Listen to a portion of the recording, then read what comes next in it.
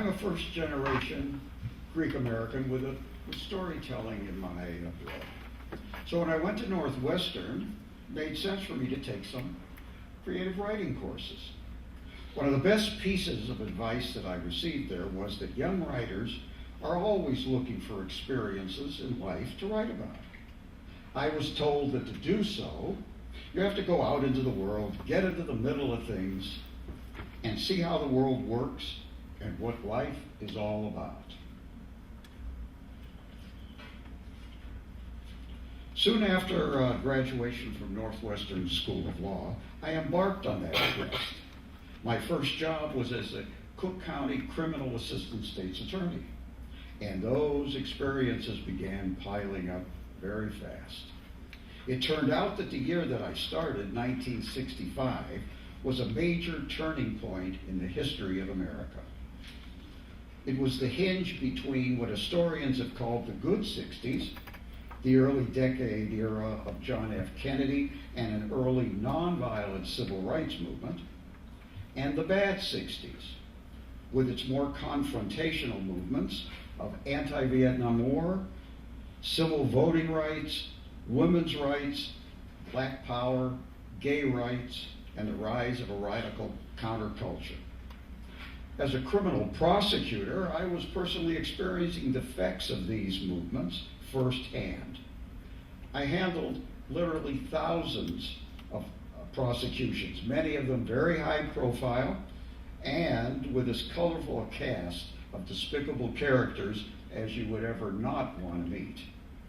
The following story is an example of one of the early ones. I was assigned to investigate an alleged aggravated assault with a deadly weapon. The complaining party, Jay Hawkins, was an 18-year-old black high school student, a 6'5" backup center on his high school basketball team, and he was from a middle-class family. The well-spoken young man explained to me that while walking alone on his South Side neighborhood 2 evenings before, a car pulled up next to him and the driver pulled a revolver out, ordering him into his car. A half hour later, they pulled into the driveway of a large home on the far north side of the city. He was ordered out of the car and into the house at gunpoint. A woman purporting to be the gunman's wife came down from a second floor yelling obscenities at her husband. The husband, while brandishing his gun, ordered Jay to disrobe, which he haltingly did. He was then ordered to, and I quote, "fuck that fucking bitch." After an obscenities-laced screaming match between the husband and the wife suddenly fell silent. A sly smile appeared on her face as she walked over to where a naked Jay was standing. She reached toward him and began slowly stroking his penis.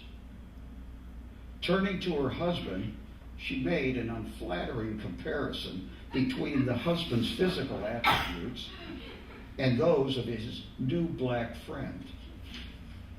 With that, her husband delivered a vicious slap across her face. She responded by punching him in the nose and him in a headlock.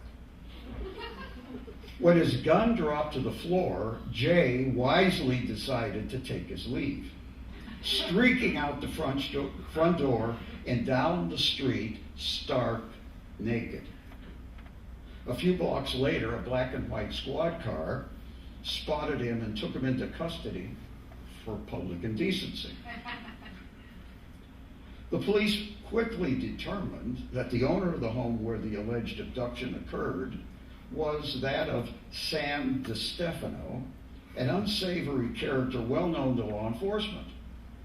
Bad Sam, as he was affectionately referred to by his mobster associates, was considered by the FBI to be the worst torture murderer in the history of the United States. Based on many past charges that had been leveled at Mad Sam, the police immediately turned the investigation of this complaint directly over to the state's attorney's office, where it eventually ended up on my desk. Two detectives and I, armed with a search warrant, went to the home and interviewed Mr. and Mrs. DeStefano. They expressed complete surprise, stating that they could not remember the last time that a black man visited them in their home. I thought they could have probably added, and left alive. In the basement of their home, we found a room that could only be described as a torture chamber, complete with a metal embalming table normally found in a morgue, physical restraints, knives of various shapes and sizes, as well as Sam's torture instrument of choice, razor sharp ice picks. Fortunately, ISIS hasn't heard about those.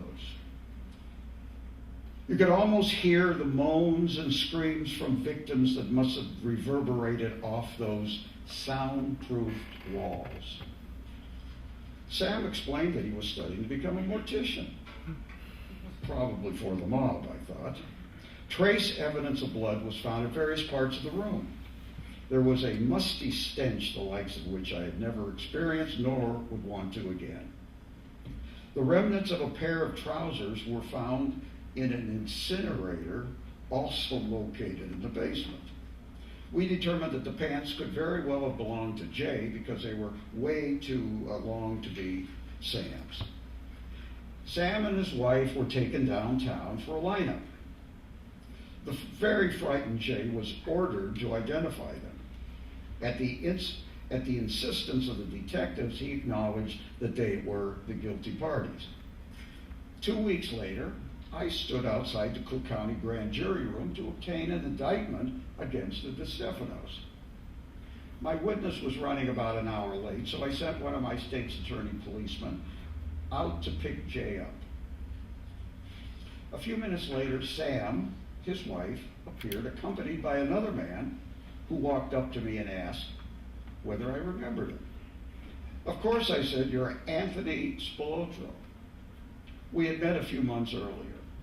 In response to my question as to what he was doing here, he answered that he was representing the DeStefanos, not necessarily as an attorney, but more as a consigliere.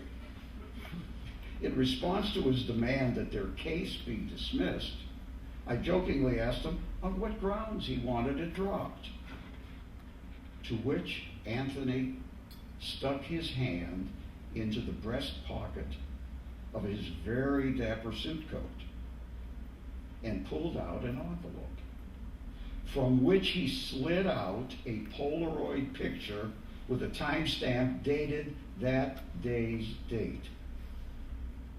The picture was of an open trunk of what appeared to be a Lincoln Continental. Inside was the head of what looked very much like my witness and his remaining torso. A sickening feeling began to come over me. As I glared back at him, he took a cigarette lighter out of his pocket and lit the picture on fire and dropped it at my feet. He added that there was still room